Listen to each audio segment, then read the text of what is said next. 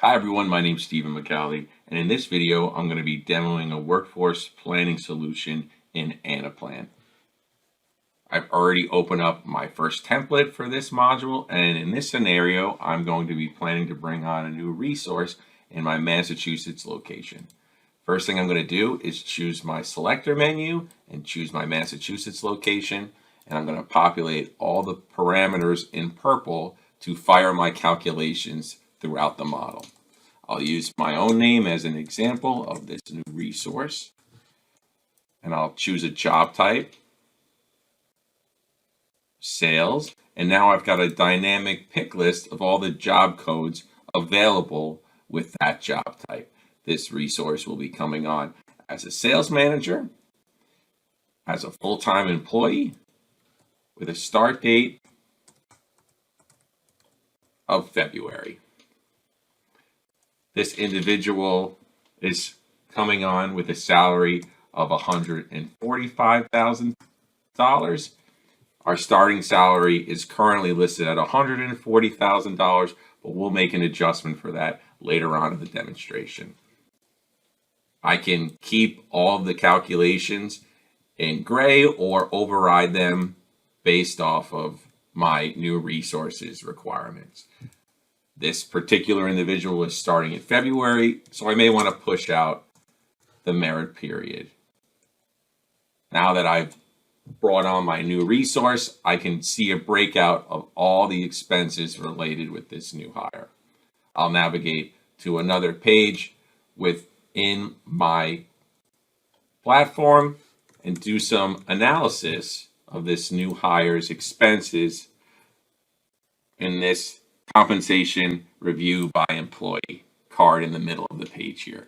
I have a breakout of the salary and medical and FICA expenses with this resource, and all of these calculations are firing based off of the parameters I populated on the previous page.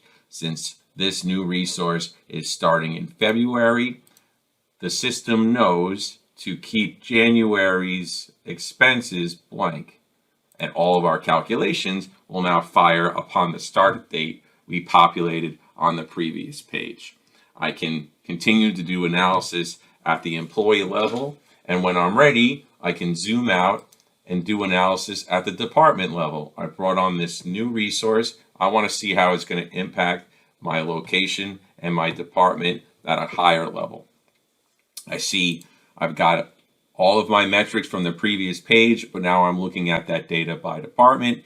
My FTE increases in February, as does the rest of my expenses. My monthly and salary increases in comparison to January, and so does my medical expenses and other benefit-related expenses.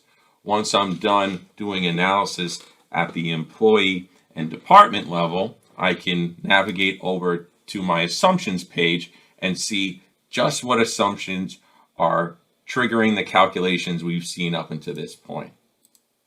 For example, I have the starting salary for that particular position of $140,000.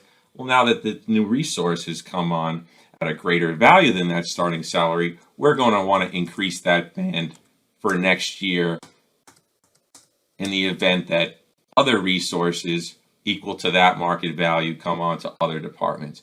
I've updated that assumption to $150,000, and if I go back to my employees detail template, I see that it's properly reflected in this starting salary band. The same goes for any of the other assumptions on this page. I can increase my benefit assumptions or my bonus and merit assumptions and see how that's going to impact my comp expenses throughout my organization. Once I'm done planning all of my new resources and doing analysis at the employee and department level, I can feed all this data into a reporting module and do analysis against my current and planned year. I can see a total breakout of my compensation summary by organization, and I can see a comparison between my plan year and current year via a graph or a grid.